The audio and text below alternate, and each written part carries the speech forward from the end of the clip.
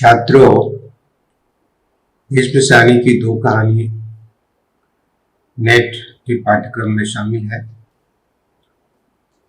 एक कहानी के बारे में बातचीत हो चुकी है और वो कहानी थी अमृतसर आ गया है। आज की जो कहानी है वह कहानी है चीफ की दावत। बहुत महत्वपूर्ण कहानी है और इसकी चर्चा हिंदी साहित्य में लगातार हुई है और आगे भी होगी। वजह यह है कि इसमें समसामयिकता तो है ही और साथ ही भारतीय समाज में जो बुजुर्ग हैं उनके साथ कौन कौन सी घटना घटती है और किस तरह से उनकी उपेक्षा होती है, उनका इस्तेमाल होता है। तो जाहिर है कि यह कहानी लंबे समय तक जीवित रहेगी। इस कहानी में 4 मुख्य पात्र हैं। पहला मिस्टर सामनाथ, उसकी पत्नी, उसकी माँ और चीफ यानी मिस्टर सामनाथ का जो अफसर है, चीफ अफसर हुआ। दरअसल मिस्टर सामनाथ ने अपनी तरक्की के लोभ में अपने घर पर चीफ को दावत दी है। घर को करीने से सजाया गया है।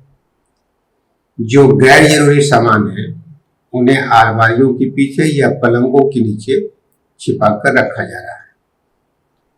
लेकिन असल समस्या है मां की। वे बूढ़ी हैं, इन्हें कहां छिपाया जाए। मां को छिपाने के लिए उपक्रम करने लगे हैं सामनाथ।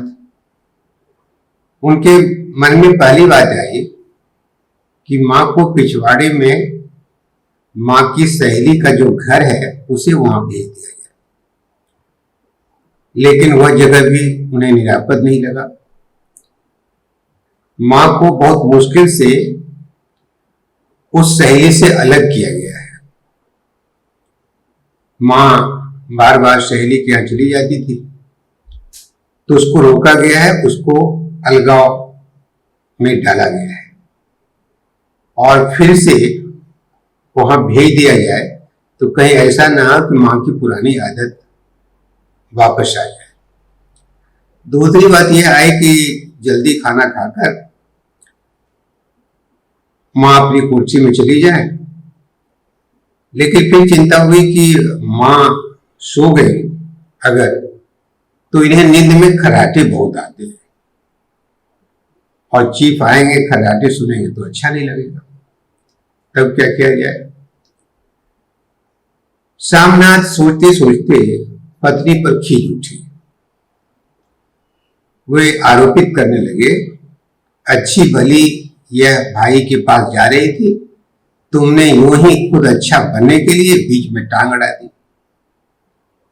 पत्नी भी कहां रुकने वाली थी। उसने कहा, वाह, तुम मां और बेटी की बातों में मैं क्यों बुरी बनूं? तुम जानो और वह जाने। श्यामनाथ ने सोचा कि बात बढ़ाने का वक्त नहीं है, बहस करने का समय नहीं है। असल समय है कि मां को कहां पर रखा जाए, कैसे छिपाया जाए। श्यामनाथ ने एक रास्ता निकाला। मां से कहा कि मां, तुम जल्दी खाना खा लेना, हम लोग पहले बैठक में बैठेंगे, उतनी देर तक तुम बरामदे में बैठना, फिर जब हम लोग इधर आएंगे तो तुम गुसलखाने के रास्ते बैठक में चली जाना। मां अवाक होकर बेटे को देखती है और फिर कहती है, ठीक है बेटा, लाचारी है, वह सोच नहीं पा रही है कि एक बेटा इस तरह से कैसे सोच सकता है। सामनाथ फिर कहता है कि बैठे बैठे सो मत जाना, तुम्हारे खर्राटों की आवाज दूर तक जाती है। इतनी बातचीत के बाद भी सामनाथ आश्वस्त नहीं है, वह उधेड़-बुन में है। उसे लगा कि खुदा ने खास्ते अचानक चीफ इधर से निकल आए और फिर 8-10 और मेहमान होंगे, उनकी स्त्रियां होंगी, कोई गुस्ल खाने के लिए आ जाए तो क्या होगा। वह क्षोभ और गुस्से से झुंझलाने लगता है। इसके बाद श्यामनाथ ने एक कुर्सी लाई और कोठरी के बाहर बरामदे में रखकर मां से कहा, जरा इस पर बैठो। तो मां माला संभालती, पल्ला ठीक करती, कुर्सी पर बैठ गई। श्यामनाथ को मां की कुर्सी पर बैठने के तरीके से अप्रसन्नता हुई, क्योंकि मां ने कुर्सी पर टांगे चढ़ा ली थी। श्यामनाथ ने मां को हिदायत दी कि टांग नीचे रखो। फिर मां से कहा कि तुम वस्त्र कौन सा पहनोगी, तो ऐसा करना कि सफेद कमीज और सलवार पहनना, और एक बार पहन के दिखाओ तुम। मां बेचारी सफेद कमीज और सलवार पहनकर रिहर्सल भी की। फिर मां से पूछा कि तुम्हारे पास चूड़ियां नहीं है, हाथ तुम्हारे खाली है। मां ने उत्तर दिया कि सभी जेवर तो तुम्हारी पढ़ाई में भी गए।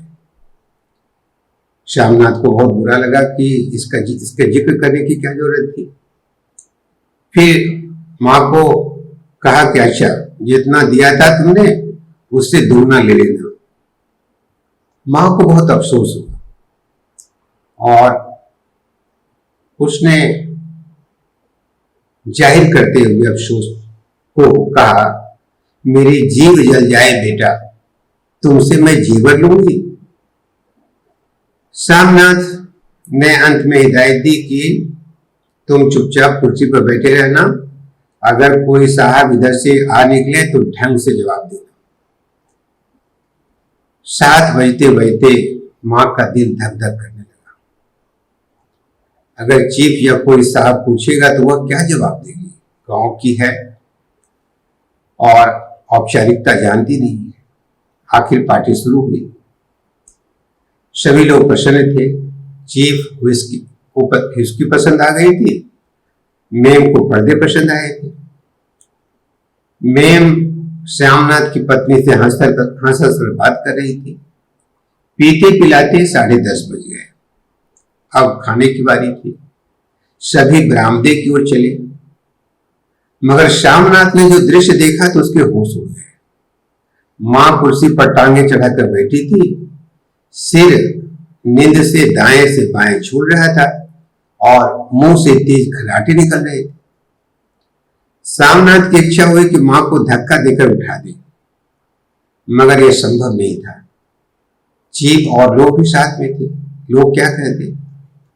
मां को देखकर देसी अफसर की स्त्रियां हंसने लगी। हंसी से मां की नींद खुल गई और हड़बड़ाकर उठ बैठी और डर से थर थर कांपने लगी। चीफ ने मां को नमस्ते किया। बहुत मुश्किल से जैसे तैसे मां ने नमस्ते का जवाब दिया। इसके बाद चीफ ने अपना दायां हाथ बढ़ा दिया। मां के दाएं हाथ में माला थी, इसलिए मां ने बायां हाथ बढ़ा दिया। चीफ ने बायां हाथ हिलाते हुए पूछा, how do you do. Shyamnath ने मां से कहा कि कहो मैं खैरियत से हूं। मां ने उत्तर दिया, हो डू डू। इस पर लोगों ने ठाके लगाए। श्यामनाथ ने चीफ को बताया कि मां गांव की रहने वाली है, इसलिए आपसे लजाती है। इसके बाद चीफ ने कहा कि मुझे गांव बहुत पसंद है, और उसने गांव के गाने की फरमाइश कर दी। मां को गाना आता नहीं था, लेकिन श्यामनाथ के दबाव से जैसे तैसे गांव का एक गाना गाया। लोगों ने खुश होकर तालियां पीटी। फिर चीफ ने पूछा कि पंजाब के गांव में दस्तकारी क्या क्या है। अब श्यामनाथ बहुत खुश हो गया। उसने कहा कि लड़कियां गुड़िया बनाती है, औरतें फुलकारियां। चीफ ने फुलकारी देखने की इच्छा प्रकट की। श्यामनाथ के दबाव से मां ने पुरानी फुलकारी दिखाई। चीफ को बहुत पसंद आया। चीफ की रुचि देखकर श्यामनाथ ने कहा कि आपके लिए माँ नई फुलकारी बना दी। माँ वैसे बार बार कह रही थी कि न आंखें काम करती है न दिमाग काम करता है, वह बनाने की स्थिति में नहीं है। बावजूद इसके कि श्यामनाथ लगातार अपने चीफ को आश्वासन दे रहे थे कि माँ उनके लिए फुलकारी बनाएगी। सब लोग जब खाने पर बैठ गए तो माँ अपनी कुर्सी में गई। उसकी आंखों में छल छल आंसू आ रहे थे। जब सब लोग खाना खाकर चले गए तो श्यामनाथ माँ के पास आया और उसे आलिंगन में भर लिया। वह खुशी से झूम रहा था क्योंकि माँ के काम से चीफ प्रसन्न हो गया था। माँ अंदर से आहत थी। माँ ने कहा कि बेटा, अब इस घर में निर्वाह नहीं होता है, मुझे हरिद्वार भेज दो। श्यामनाथ ने कहा कि तुम हरिद्वार चली जाओगी तो फुलकारी कौन बनाएगा? मेरा बनता काम बिगाड़ोगी क्या? जानती नहीं हो, साहब खुश होगा तो मुझे तरक्की मिलेगी। बेटे की तरक्की की बात सुनकर मां बदल गई। बोली कि अगर तुम्हारी तरक्की होगी तो जैसे ही बन पड़ेगा फुलकारी में बना दूंगी।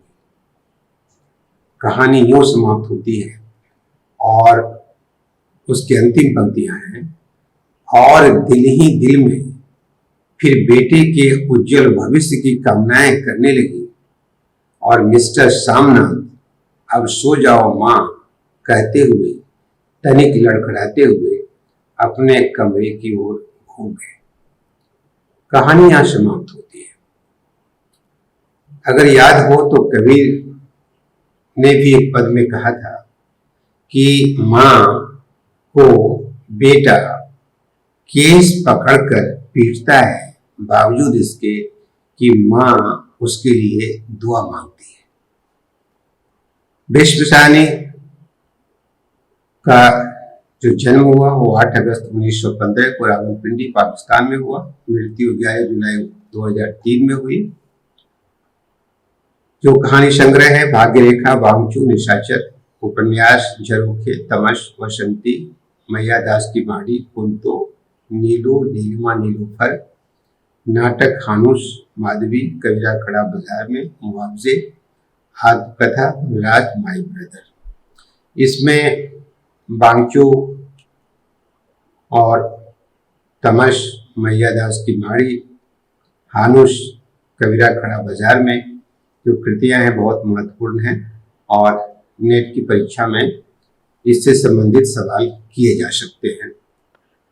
आप जुड़े हुए हैं हमारे चैनल से और देख रहे हैं वीडियो। आप देखें, लाभ उठाएं, सब्सक्राइब करें, जो हमारा बेल है वह बजाएं तो आपके पास सामग्री तुरंत पहुंचेगी। आप सबों को वीडियो देखने के लिए, अपनी तैयारी के लिए बहुत बहुत बधाई, बहुत बहुत शुभकामनाएं।